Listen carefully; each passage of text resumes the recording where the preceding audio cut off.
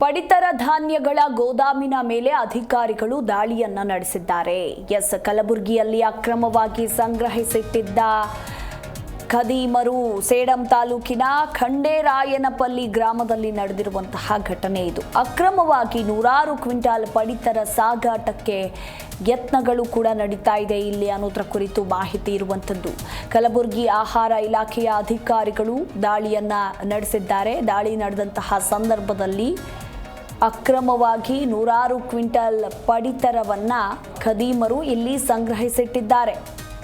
ಅಕ್ರಮವಾಗಿ ನೂರಾರು ಕ್ವಿಂಟಲ್ ಪಡಿತರ ಅಕ್ಕಿ ಹಾಗೂ ಜೋಳ ದಾಸ್ತಾನು ಮಾಡಿ ಸಾಗಾಟಕ್ಕೆ ಯತ್ನಗಳು ನಡೀತಾ ಇದೆ. 2 ಲಾರಿಯಷ್ಟು ಪಡಿತರ ಅಕ್ಕಿ ಜೋಳವನ್ನ ಈಗ ಆಹಾರ ಅಧಿಕಾರಿಗಳು ವಶಕ್ಕೆ ಪಡೆದುಕೊಂಡಿದ್ದಾರೆ. 3 ದಿನಗಳ ಹಿಂದೆ ನಡೆದಿರುವಂತಹ ದಾಳಿ ಇದು.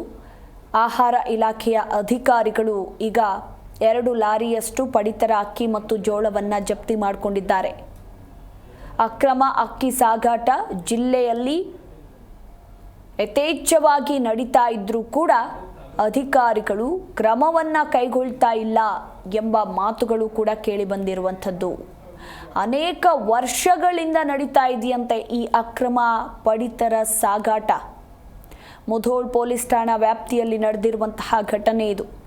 ನೋಡಿ, ಜನರಿಗೆ ಕೊಡಬೇಕಾಗಿರುವಂತಹ ಈ ಪಡಿತರವನ್ನು ಇಲ್ಲಿ ಕಿಡಿಗೇಡಿಗಳು ಸಂಗ್ರಹಿಸಿಟ್ಟುಕೊಂಡು ಅಕ್ರಮವಾಗಿ ಸಾಗಿಸ್ತಾ ಇದ್ದಾರೆ. ಅದು ಯಾವಾಗಿಂದ ನಡೀತಾ ಇದೆ ಈ ಅಕ್ರಮ ಸಾಗಾಟ? ಒಂದಲ್ಲ ಎರಡಲ್ಲ, ವರ್ಷಗಳಿಂದ ನಡೀತಾ ಇರುವಂತಹ, ಅನೇಕ ವರ್ಷಗಳಿಂದ ನಡೀತಾ ಇದೆಯಂತೆ ಈ ಅಕ್ರಮ ಪಡಿತರ ಸಾಗಾಟ ಅನ್ನೋದ್ರ ಕುರಿತಾಗಿ ಮಾಹಿತಿ ಕೂಡ ಸಿಕ್ಕಿರುವಂಥದ್ದು. ಗೊತ್ತಿದ್ರೂ ಸಂಬಂಧಪಟ್ಟ ಅಧಿಕಾರಿಗಳು ಸುಮ್ಮನಿದ್ದಾರಾ? ಯಾರು ಪ್ರಶ್ನೆ ಮಾಡೋರೇ ಇಲ್ವಾ ಅನ್ನೋ ಸಾಲು ಪ್ರಶ್ನೆಗಳು ಕೂಡ ಈಗ ಮೂಡಿ ಬರ್ತಿರುವಂಥದ್ದು. ಈ ಕುರಿತು ನಮ್ಮ ಪ್ರತಿನಿಧಿ ಸಿದ್ದು ಸಾತ್ಯಾಳ್ ಇನ್ನೂ ಹೆಚ್ಚಿನ ಡೀಟೇಲ್ಸ್ ಕೊಡ್ತಾರೆ.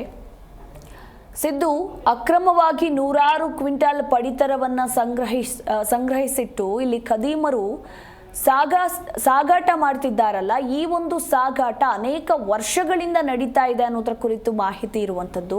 ಹಾಗಿದ್ರೆ ಸಂಬಂಧಪಟ್ಟ ಅಧಿಕಾರಿಗಳಿಗೆ ಇಷ್ಟು ದಿನಗಳಿಂದ ಈ ಮಾಹಿತಿನೇ ಗೊತ್ತಿರಲಿಲ್ವಾ, ಅಥವಾ ಗೊತ್ತಿದ್ದು ಸುಮ್ಮನಿದ್ದಾರಾ, ಏನು ಅಂತ? ಯಾರು ಅಕ್ರಮವಾಗಿ ಸಾಗಿಸ್ತಾ ಇರುವಂಥದ್ದು? Over all details. ಹೌದು ಮಧುಮಾಲ, ಏನಂದ್ರೆ ಒಂದು ಹಂತದಲ್ಲಿ ಅಕ್ರಮ ಪಡಿತರ ಏನು ಧಾನ್ಯಗಳನ್ನ ಸಾಗಾಟ ಮಾಡೋದು ಕಣ್ಣು ಮುಚ್ಚಾಲೆ ಆಟ ಅಂತಾನೆ ಹೇಳ್ಬೇಕಾಗತ್ತೆ.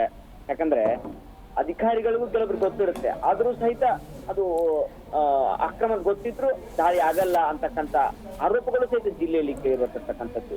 ಇನ್ನು ಕಲಬುರಗಿ ಜಿಲ್ಲೆಯ ಸೇಡಂ ತಾಲೂಕಿನ ಖಂಡೇರಾಯನಪಲ್ಲಿ ಗ್ರಾಮದಲ್ಲಿ ಒಂದು ಘಟನೆ ನಡೆದಿದೆ. ಈ ಜಿಲ್ಲೆಯಲ್ಲಿ ಈ ರೀತಿ ನಡೀತಾ ಇದ್ರೆ ಈ ಒಂದು ಘಟನೆ ನಡೆದಿರ್ತಕ್ಕಂಥದ್ದು ಖಂಡೇರಾಯನಪಲ್ಲಿ ಗ್ರಾಮದಲ್ಲಿ ಅಕ್ರಮವಾಗಿ ನೂರಾರು ಕ್ವಿಂಟಲ್ ಅಕ್ಕಿ ಮತ್ತು ಜೋಳದ ದಾಸ್ತಾನನ್ನ ಮಾಡಿರ್ತಕ್ಕಂಥದ್ದು. ಹೀಗಾಗಿ ಅಕ್ರಮ ದಾಸ್ತಾನ ಮಾಡಿ ಸಾಗಾಟಕ್ಕೆ ಯತ್ನ ಮಾಡತಕ್ಕ ಸಂದರ್ಭದಲ್ಲಿ ಆಹಾರ ಇಲಾಖೆ ಅಧಿಕಾರಿಗಳು ದಾಳಿ ಮಾಡಿದ್ದಾರೆ.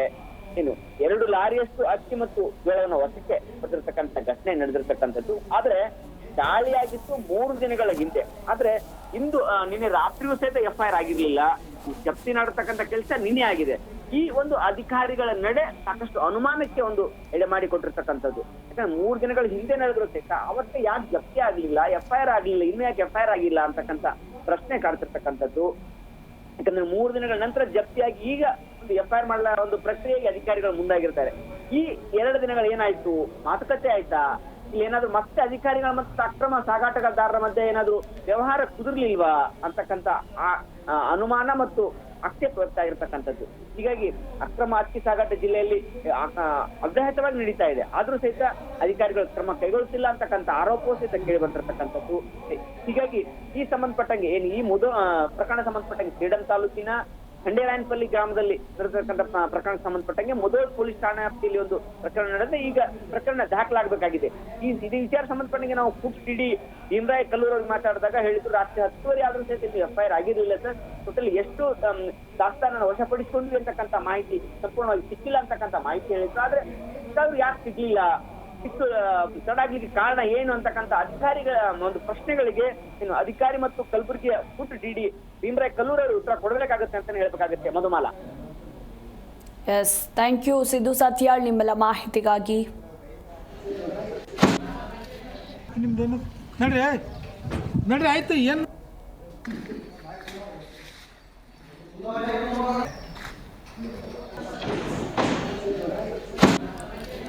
ನಿಮ್ದೇನು ಎಸ್ ನಮ್ಮ ಪ್ರತಿನಿಧಿ ಹೇಳಿದಂತೆ ನೋಡಿ, ದಾಳಿ ನಡೆದಿರೋದು 3 ದಿನಗಳ ಹಿಂದೆ. ಆದರೆ ನಿನ್ನೆ ರಾತ್ರಿ ಆಹಾರ ಇಲಾಖೆಯ ಅಧಿಕಾರಿಗಳು ಈ ಅಕ್ರಮ ದಾಸ್ತಾನನ್ನು ಜಪ್ತಿ ಮಾಡಿಕೊಂಡಿದ್ದಾರೆ. ಸೊ ಅಧಿಕಾರಿಗಳ ನಡೆಯ ಕುರಿತಾಗಿಯೂ ಕೂಡ ಸಾಕಷ್ಟು ಅನುಮಾನ ವ್ಯಕ್ತವಾಗ್ತಾ ಇರುವಂಥದ್ದು. 3 ದಿನಗಳ ನಂತರ ಯಾಕೆ ಜಪ್ತಿ ಮಾಡಿಕೊಂಡ್ರು, ತಕ್ಷಣವೇ ಯಾಕೆ ಜಪ್ತಿ ಮಾಡಿಕೊಳ್ಳಲಿಲ್ಲ, ಏನಾದರೂ ಇಲ್ಲಿ ಗೋಲ್ಮಾಲ್ ನಡೆದಿದೆಯಾ? ಸೊ ಇಬ್ಬರಿಗೂ ಕೂಡ ಅಂದರೆ ಇವರ ಅಧಿಕಾರಿಗಳು ಮತ್ತು ಈ ಅಕ್ರಮವಾಗಿ ದಾಸ್ತಾನನ್ನ ಸಾಗಿಸ್ತಾರಲ್ಲ, ಸೊ ಅವರ ಮಧ್ಯೆ ಏನಾದರೂ ಮಾತುಕತೆ ನಡೆದಿತ್ತಾ? ಹೀಗೆ ಸಾಕಷ್ಟು ಅನುಮಾನದ ಪ್ರಶ್ನೆಗಳು ಕೂಡ ಮೂಡಿ ಬರ್ತಾ ಇರುವಂಥದ್ದು. ಅಂಡ್ ಒನ್ ಮೋರ್ ಥಿಂಗ್, ಅನೇಕ ವರ್ಷಗಳಿಂದ ಈ ಒಂದು ಅಕ್ರಮ ಪಡಿತರ ಸಾಗಾಟ ನಡೀತಾ ಇದ್ದು ಕಣ್ಮುಚ್ಚಿ ಕುಳಿತುಕೊಂಡಿದ್ದಾರಾ ಸಂಬಂಧಪಟ್ಟ ಅಧಿಕಾರಿಗಳು? ಪೊಲೀಸರಿಗೆ ಏನು ಮಾಡ್ತಾ ಇದ್ದಾರೆ ಅನ್ನೋ ಪ್ರಶ್ನೆ ಕೂಡ ಈಗ ಮೂಡಿ ಬರ್ತಿದೆ. ಮುಧೋಳ್ ಪೊಲೀಸ್ ಠಾಣಾ ವ್ಯಾಪ್ತಿಯಲ್ಲಿ ನಡೆದಿರುವಂತಹ ಪ್ರಕರಣ ಇದು. ನೋಡಿ, ಬಡಸಾಮಾನ್ಯರು ಪಡಿತರವನ್ನೇ ನಂಬಿಕೊಂಡು ಒಂದಷ್ಟು ಜನ ಜೀವನ ಸಾಗಿಸ್ತಾ ಇರ್ತಾರೆ. ಅವರಿಗೆ ಸೇರಬೇಕಾಗಿರುವಂತಹ ಈ ಒಂದು ಪಡಿತರ ಯಾರೋ ಖದೀಮರು ದುಡ್ಡುಗೋಸ್ಕರ ಮಾರಾಟ ಮಾಡ್ಕೊಂತಾರೆ ಅಂದ್ರೆ ನಿಜಕ್ಕೂ ಕೂಡ ಇತ್ತ ಸರ್ಕಾರ ಗಮನ ಹರಿಸಲೇಬೇಕಾಗಿದೆ.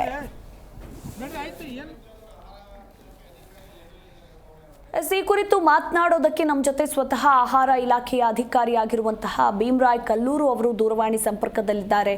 ಸರ್ ನಮಸ್ಕಾರ. ಮೇಡಮ್ ನಮಸ್ತೆ ಮೇಡಮ್. ಸರ್, ದಾಳಿ ಮಾಡಿದಂತಹ ಸಂದರ್ಭದಲ್ಲಿ ನೀವು ಕೂಡ ಇದ್ರಾ? ಎಸ್ ಮೇಡಮ್, ಹೋಗಿದ್ವಿ. ಇಲ್ಲಿ ಒಂದು ಹೇಳ್ಬಿಡಿ, ನೀವು ದಾಳಿ ಮಾಡಿದ್ದು 3 ದಿನಗಳ ಹಿಂದೆ, ಆದ್ರೆ ಜಪ್ತಿ ಮಾಡ್ಕೊಂಡಿರೋದು ನಿನ್ನೆ ರಾತ್ರಿ ಅನ್ನೋದು ಗೊತ್ತಾಗಿದೆ. ಯಾಕೆ ಈ ನಡೆ ಅಂತ? ಇಲ್ಲ ಮೇಡಮ್, ಏನಾಯ್ತು ಮೇಡಮ್, ಸಂಜೆ ನಮ್ಗೆ 7-8 ಗಂಟೆಗೆ ಮಾಹಿತಿ ಬರುತ್ತೆ ಈ ತರ ಅನಧಿಕೃತವಾಗಿ ಶೆಡ್ ಅಲ್ಲಿ ಸ್ಟಾಕ್ ಮಾಡಿದಾರೆ ಅನ್ನೋ ಕಾರಣ. ನಾವ್ ಇನ್ಬೇಟ್ಲೆ ಹೋದ ನಂತರ ಆಲ್ರೆಡಿ 9 ಗಂಟೆ ಆಗಿತ್ತಲ್ಲಿ. ನಾನು ಅವತ್ತು ಸೀಸ್ ಮಾಡ್ಕೊಂಡು ಅವ್ರಿಗೊಂದು ನೋಟಿಸ್ ಕೊಡ್ತೀವಿ, ಅದು ಸಂಬಂಧಪಟ್ಟವ್ರಿಗೆ. ಈ ಅಕ್ಕಿ ನಿಮ್ದು ಅನ್ನೋದಕ್ಕೆ ಏನಾದ್ರು ಇದನ್ನ ಕೊಡಿ ಅಂತೇಳಿ ಅವ್ರಿಗೆ ನಾವು ನಿನ್ನೆ ಎಲ್ಲ ಕೊಟ್ಟಿದ್ವಿ. ಅವ್ರು ನಮ್ಗೆ ಡಾಕ್ಯುಮೆಂಟ್ಸ್ ಪ್ರೊಡ್ಯೂಸ್ ಮಾಡ್ಲಿಲ್ಲ, ಹಾಗೆ ನಿನ್ನ ಸೀಸ್ ಮಾಡ್ಕೊಂಡಿದೀವಿ ಮೇಡಮ್. ಈಗ ಆಲ್ರೆಡಿ ಪೊಲೀಸ್ ಸ್ಟೇಷನ್ ಕಂಪ್ಲೇಂಟ್ ಕೂಡ ಸಬ್ಮಿಟ್ ಮಾಡಿದ್ವಿ. ಅಕ್ಕಿ ಎಲ್ಲ ಸೀಸ್ ಮಾಡ್ಕೊಂಡು ಈಗ ನಾವು ಗೋಡಮ್ ಸಿಗಲ್ಗೆ ನಮ್ ಶಿಫ್ಟ್ ಮಾಡಿದ್ವಿ. ಎಷ್ಟು ಸೀಸ್ ಮಾಡಿದ್ರಿ ಸರ್? ಎಷ್ಟು ಅಕ್ರಮವಾಗಿ ಸಂಗ್ರಹಿಸಲಾಗಿತ್ತು ಅಂತ? 195 ಕ್ವಿಂಟಲ್ ಅಕ್ಕಿ ಮೇಡಮ್, 52 ಕ್ವಿಂಟಲ್ ಜೋಳ ಇದೆ. ಅಲ್ಲ ಸರ್, ಇಷ್ಟೊಂದು ಮಟ್ಟಿಗೆ ಅಕ್ರಮವಾಗಿ ಸಂಗ್ರಹಿಸಿಟ್ಟಿದ್ದಾರೆ ಅಂದ್ರೆ ನಿಜಕ್ಕೂ ಕೂಡ ಇದು ಬಡ ಜನರಿಗೆ ಎಲ್ಲಿ ಹೋಗ್ತಾ ಇದೆ? ಜನಸಾಮಾನ್ಯರು ಏನ್ ತಗೋತಾ ಇದ್ದಾರೆ ಪಡಿತರ ಅಂತ?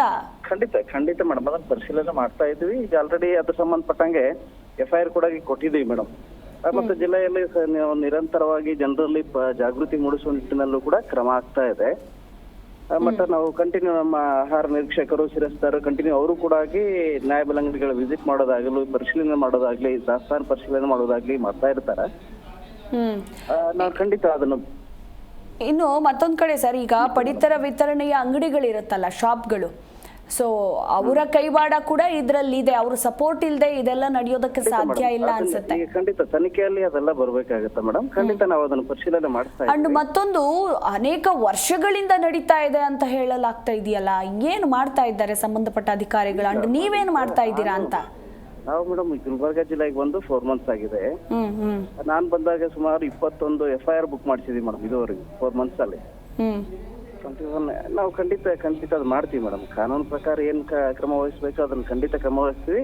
ಈ ತರ ಇಲ್ಲಿಗಲ್ ಆಕ್ಟಿವಿಟೀಸ್ ಅಲ್ಲಿ ಭಾಗವಹಿಸಿದವರಿಗೆ ಕಠಿಣ ಶಿಕ್ಷೆ ಆಗೋ ನಿಟ್ಟಿನಲ್ಲಿ ನಾವು ಕ್ರಮ ವಹಿಸ್ತೀವಿ madam. Yes thank you sir. ಇನ್ ಮುಂದೆ ಆದ್ರೂ ಕೊಂಚ ಎಚ್ಚೆತ್ತುಕೊಳ್ಳಿ, ಈ ರೀತಿ ಆಗದಂತೆ ನೋಡಿಕೊಳ್ಳಿ. ಯಾರಿಗೆ ಸೇರ್ಬೇಕೋ ಅದು ಸೇರ್ಲಿ ಪಡಿತರ ಅನ್ನೋದು.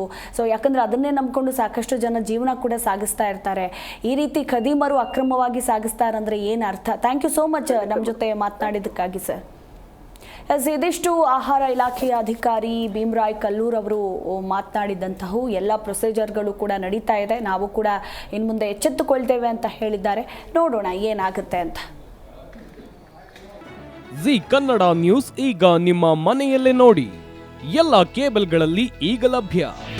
ನಿಮ್ಮ ನೆಚ್ಚಿನ ಜಿ ಕನ್ನಡ ನ್ಯೂಸ್ ಈಗ ಸನ್ ಡೈರೆಕ್ಟ್ ನಲ್ಲಿ number 292, Tata play number 1664, Jio TV number 1334, NXT digital number 30, in cable number 30, city networks 51, U digital number 162, GTPL number 17, Rockline telecommunications number 42, Shri Basaveshwara cable number 168, rural cable network 60, Vinayaka digital 57, Abhishek cable 821, city channel 53, Siddeshwara cable network 57, V4 digital Infotech 628, Surya digital networks 53, Gajanan digital number 836, Malnad Infotech private limited number 56, Metrocast number 830, Victory digital number 167ರಲ್ಲಿ ನೋಡಿ ಆನಂದಿಸಿ.